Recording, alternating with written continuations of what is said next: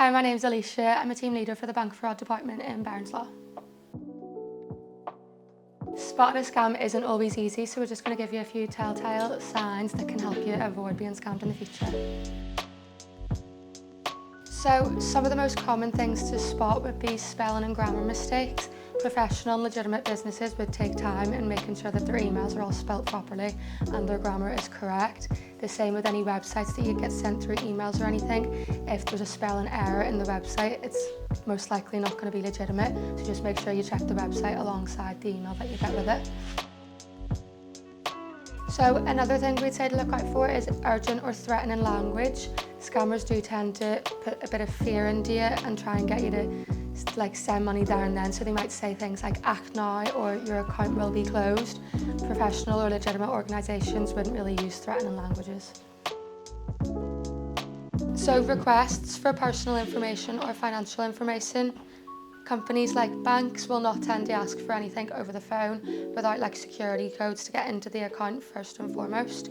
The same with if you're clicking on any websites, if they're asking for you to pay through cryptocurrency, this is normally because it's quite hard to trace. So if it's not through bank transfer or anything like that, it will tend to be a scam. We would then tend to say to look out for generic greetings, because if it's saying dear customer or dear client in the email, this could be sending out to loads of users and it could be an attempt at a mass scam. Whereas if it says your own name in the email address, at least you know they're contacting the right person. So another thing we would say to look out for is opportunities that seem too good to be true. A lot of times we would see people getting offered a huge tax refund through phone call or via email.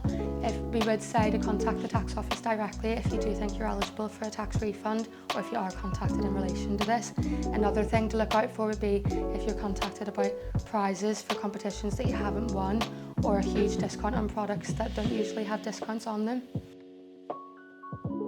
If you have been affected by bank fraud, or if you think that you know anyone that has been affected by bank fraud, just take a look at our website on baringslaw.com, and we do have experience in helping a lot of our clients get refunds for compensation if they have been affected by any bank fraud.